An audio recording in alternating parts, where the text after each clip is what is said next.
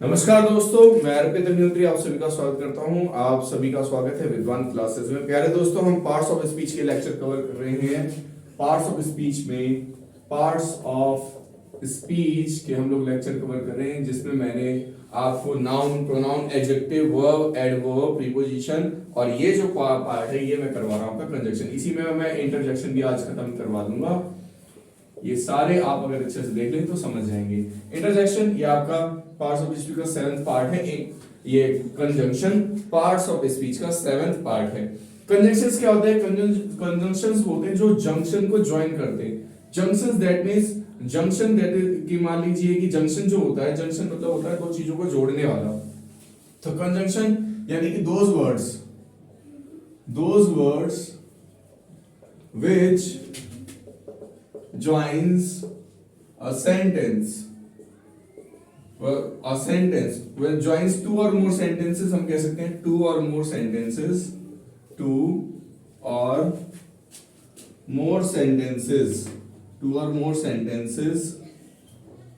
known as conjunctions।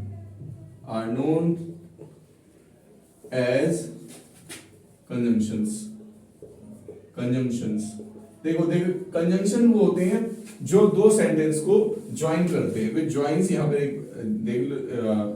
Join करते हैं दो सेंटेंसेस को, उन्हें हम कंजंक्शन कहते हैं। टू और मोर सेंटेंसेस, दो या दो से अधिक सेंटेंसेस को जोड़ने वाले शब्दों को कंजंक्शंस कहा जाता है। जंक्शन मतलब होता है जोड़ना। जंक्शन मतलब क्या होता है? जोड़ना। ठीक है, एग्जांपल देख लेते हैं। जैसे कि मैंने बोला राम इज स्लीपिंग, मैंने कॉमा लगा दिया। मैंने बोला मोहन इज प्लेइंग। तो अब ये दो अलग अलग सेंटेंसेस, इसको कैसे जोड़ा जाएगा? तो मैं जोड़ूंगा इनको। मैं कहूंगा Ram is sleeping and Mohan is playing. Ram is sleeping, Mohan is playing. एक बार फिर से देख लेते हैं। पार्ट्स ऑफ स्पीच का मैं करवा रहा हूं आपको 7th लेक्चर कंजंक्शंस। कंजंक्शन वो होते हैं दोज वर्ड्स यानी जो शब्द which join sentence two or more sentences are known as conjunction। उन्हें हम conjunctions कहते हैं। एग्जांपल देख लेते हैं। Ram is sleeping, Mohan is playing. तो मैंने इनको जोड़ दिया, Ram is sleeping and Mohan is playing. तो यहाँ मैंने सेंटेंस को एंड से जोड़ दिया। तो एंड हमारा क्या कहलाएगा? कंजंक्शन कहलाएगा। एंड हमारा कंजंक्शन कहलाएगा।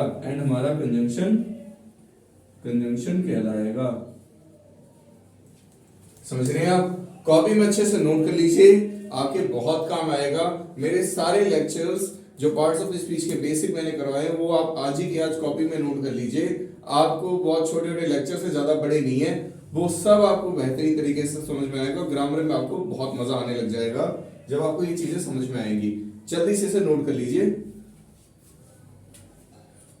चलिए मैं इसको हटा देता हूं।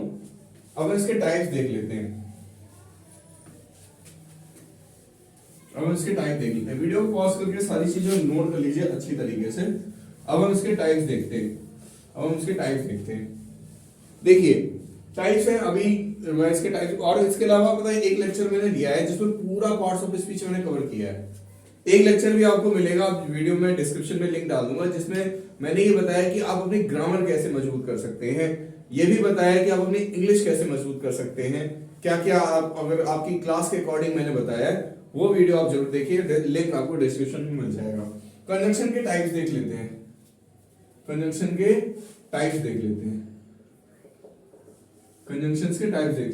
वैसे टाइप्स तो बहुत सारे होते हैं भाई। कॉम्पिटिटिव एग्जामिनेशन के लिए बहुत सारे होते हैं। हम इसको डिटेल में, तो मैं जो इसकी एडवांस वाली क्लासेस होगी उसमें मैं आपको बताऊंगा इसकी डिटेल के बारे में कि डिटेल में क्या होती है।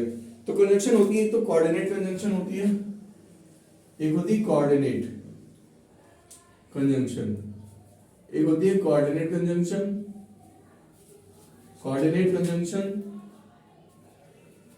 एक होती है सबऑर्डिनेट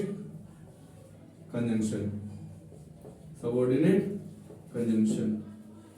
अब सर ये कोऑर्डिनेट और सबऑर्डिनेट क्या होती है? आपने पढ़ा होगा क्लॉज के बारे में। अगर नहीं पढ़ा तो क्लॉज के सेक्शन में, जब आप क्लॉज वाला वीडियो में जल्दी अपलोड करने वाला हूं, ठीक है, तो क्लॉज में क्या होता है, एक होती है प्रिंसिपल क्लॉज, एक होती है प्रिंसिपल क्लॉज, एक होती है सबऑर्डिनेट क्लॉज, सबऑर्डिनेट क्लॉज, ठीक है।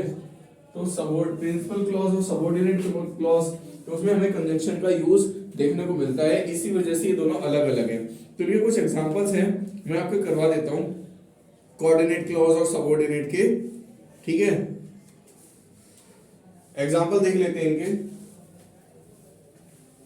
जो दो सेंटेंसेस को जोड़ते हैं, इनके एग्जांपल देख लेते हैं, फिर मैं इंटरजेक्शन करवाऊंगा। बाकी जो एडवांस सेक्शन आएगा उसमें बहुत सारी चीजें आपको बता दी जाएंगी।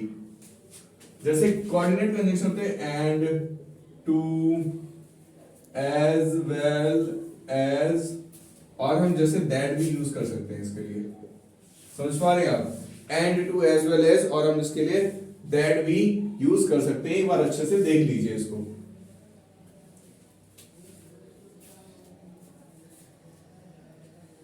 ओके, और जो सबऑर्डिनेट कंजंक्शन है, सबऑर्डिनेट कंजंक्शन में ज्यादातर जो होते हैं हमारे क्वेश्चन वर्ड्स होते हैं जो सेंटेंस को जोड़ते हैं, जैसे व्हाट, वेयर, व्हाई, व्हेन, ये सब होते हैं हमारे सबऑर्डिनेट कंजंक्शन। क्योंकि सबऑर्डिनेट क्लॉज वो क्लॉज होती है जिसमें पहले सेंटेंस को जरूरी हो, पहले सेंटेंस का आना बहुत जरूरी होता है। जैसे मैं एग्जांपल दे दूं आपको, जैसे मैं एग्जांपल दे दूं,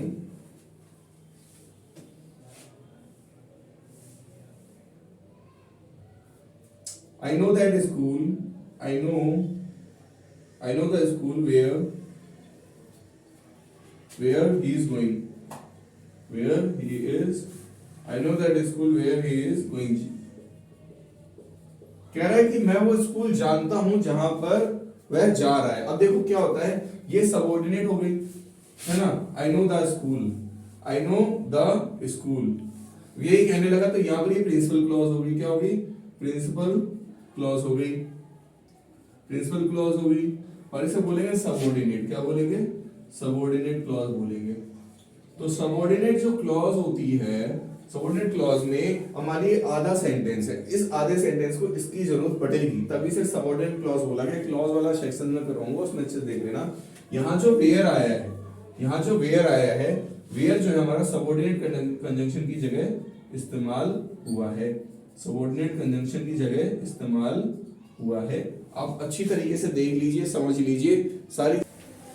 ओके, तो हम क्या है, ओके, तो कंजंक्शन हमारा ये पे पार्ट खत्म हो जाता है। अब हम करवाते हैं 8 पार्ट जो इसका इंटरजेक्शन। क्या है, इंटरजेक्शन, इंटरजेक्शन। देखो ग्रामर में हर चीज जरूरी होती है, जरूरी नहीं है कि मतलब इसका यूज ना हो, ज्यादा यूज होता है, यूज होता है। इसका खास यूज होता है एक्सक्लेम करने में। एक्सक्लेम का मतलब होता है चौंक जाना, एक्सक्लेम का मतलब होता है चौंक जाना, चौंक जाना किसी बात को लेकर। हम जब एक्सप्लेन करते हैं, एक्सप्रेशन देते हैं ना, तभी तो हमें चीजें समझ में आती हैं, तभी तो हमें चीजें समझ में आती हैं, एक्सप्रेशन देते हैं, है ना। एक्सक्लेम ऐसी तो करते हैं हम लोग, ओ, जैसे कि मैंने बोला ओ। अब जैसे कुछ एग्जांपल है इसके, जैसे मैंने बोला ओ, ठीक है। अगर किसी के साथ कोई दुखद घटना हो गई, अलास, है ना। अगर हम जीत गए तो बोलेंगे हुर्रे, हुर्रा, समझ रहे हो। इसमें हमारी फीलिंग्स आती है, क्या आती है, फीलिंग्स आती हैं, ठीक है। इसको और ऑफिशियल मतलब सही तरीके से अगर मैं मेंशन करूं तो कुछ यूं होगा इंटरजेक्शन। तो हम लिख सकते हैं an interjection are those words, an interjection is a word which is used to express joy मतलब सुख, sorrow मतलब दुख, और joy sorrow, और हम कह सकते हैं उसको emphasize, या फिर joy sorrow, या फिर हम उसको exclaim कर सकते हैं। क्या कर सकते हैं, exclaim, etc। ओके, तो ये सारी चीजें हमारी इंटरजेक्शन होती है। कुछ एग्जांपल दे देता हूं मैं, जैसे कि oh, I know that, I know him, oh, I know him. Hooray, we won the match. Hooray, we won the match. Hooray, we won the match. Hooray, we won the match. और क्या क्या हो सकता है, और क्या क्या हो सकता है, तो ये सारे हैं इसके। और में देखते हैं जैसे alas, alas he was died, alas he is died, वह उसकी मृत्यु हो गई। अलास तो हम उसके लिए क्या हमने लगाया, सौरो, सौरो दुख के लिए लगाया, इसे क्या लगाया, दुख के लिए लगाया, इसे सौरो। समझ रहे हैं आप? अच्छा, वी वॉन द मैच, ये हमारे लिए हो गया जॉय, जॉय मतलब होता है खुशी के लिए हो गया। ओह आई नो हिम, ये हमने एक्सक्लेम किया, क्या किया, एक्सक्लेम किया। समझ रहे हैं आप, एक्सक्लेम किया। तो ये सारे वर्ड्स होते हैं जो हमारे काम आते हैं। ये आपका इंटरजेक्शन का सेक्शन पूरा खत्म हो गया है प्यारे दोस्तों। अब मैं पार्ट्स ऑफ स्पीच के टेस्ट, उसके भी वीडियोस आपको आगे मिलेंगे, वो देख लीजिए। और इसके साथ अब मैं शुरू करवाने जा रहा हूं, अब आपको जो आगे वीडियोस मिलने वाले हैं मेरे को अप टिल डेट, वो आपको मिलेंगे। अब आपको मिलेंगे टेंसेस के, present tense, past tense, future tense, इन सब के वीडियो आपको मिलेंगे। तो आप उन वीडियोस को भी देख लीजिए, अपनी बेसिक ग्रामर को मजबूत कीजिए, हमारे चैनल को लाइक शेयर सब्सक्राइब कीजिए और देखते रहिए, अपनी ग्रामर को मजबूत करते रहिए। Thank you.